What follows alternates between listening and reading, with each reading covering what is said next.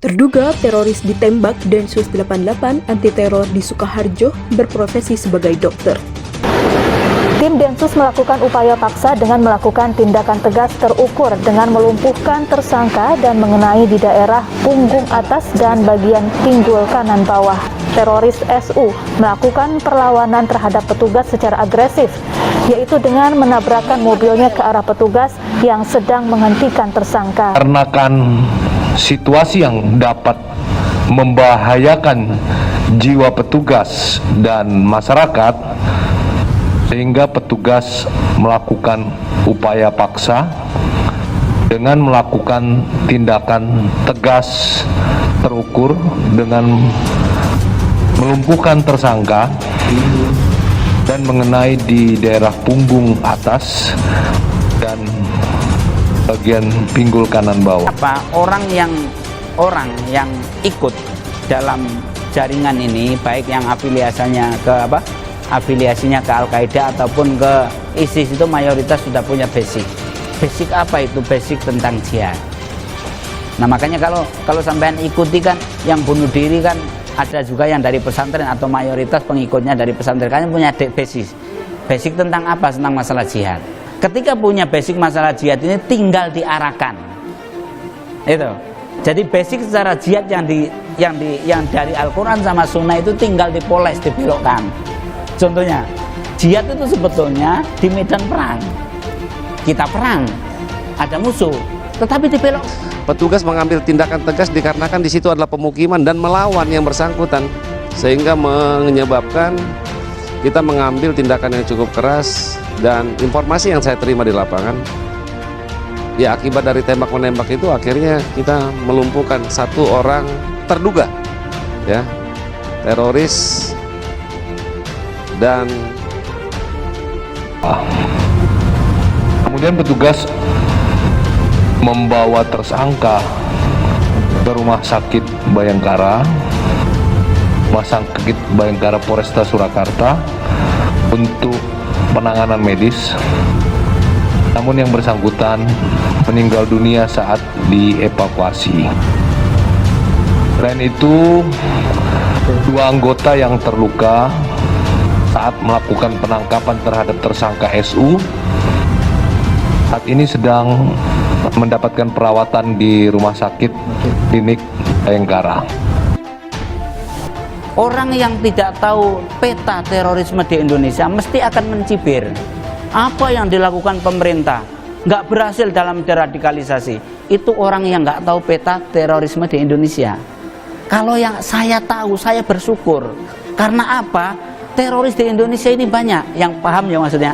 Paham teroris di Indonesia itu banyak. Tetapi kalau aksinya hanya seperti itu, makanya harus tetap kita syukuri.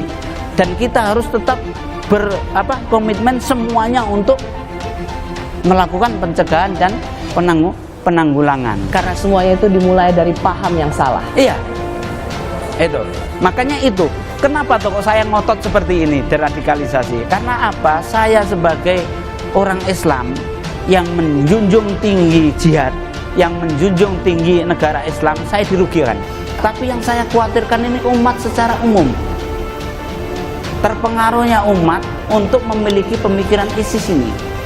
Menurut saya bahaya ketika di Irak dan Suriah mengumumkan, memproklamirkan sebagai IS atau IS, Islamic State atau Khilafah Islamiyah, mereka memutuskan bahwa seluruh umat Islam harus berbaiat ke sana.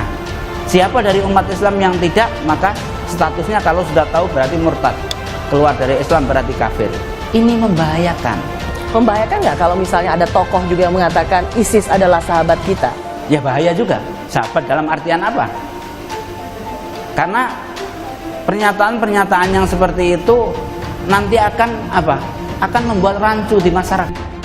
Kabid Humas Polda Jawa Tengah Kombes Iqbal Al-Qudusi membenarkan penangkapan seorang terduga teroris oleh Densus 88 anti teror di Sukoharjo pada Rabu 9 Maret 2022 malam. Namun Densus 88 anti teror terpaksa memberikan tindakan tegas terukur lantaran terduga teroris tersebut melakukan perlawanan saat akan ditangkap. Akibatnya terduga teroris tersebut akhirnya meninggal dunia. Jenazah yang bersangkutan sudah dibawa ke RS Bayangkara di Semarang untuk diautopsi. Begitulah ungkap Iqbal dikutip dari Antara pada Kamis 10 Maret 2022.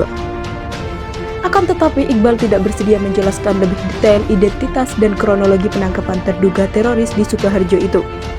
Sebab pihaknya hanya melakukan pendampingan sedangkan penindakan dilakukan Densus 88 Anti Teror Mabes Polri.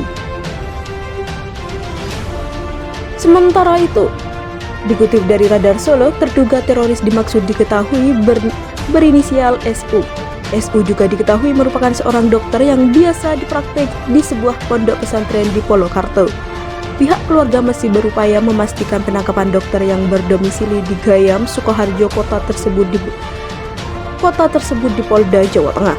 Supriyanto, salah satu kerabat dokter tersebut, mengatakan bahwa dokter SU semula melakukan praktik kesehatan di Ponpes di Polokarto pada Rabu 9 Maret malam. Dokter SU biasa melakukan pemeriksaan kesehatan pada para santri di Ponpes itu. Malamnya pulang, tapi sampai Kamis 10 Maret 2022 pagi belum pulang. Kemudian inisiatif tanya ke Polres, begitulah kata Supriyanto. Berdasarkan informasi dari kepolisian, kata Supriyanto, Dr. SU benar ditangkap Densus 88 Anti Teror. Selanjutnya, jenazahnya dibawa ke RS Bayangkara, Polda Jateng. Saat ini pihak keluarga masih belum mendapat konfirmasi dari Polda Jateng.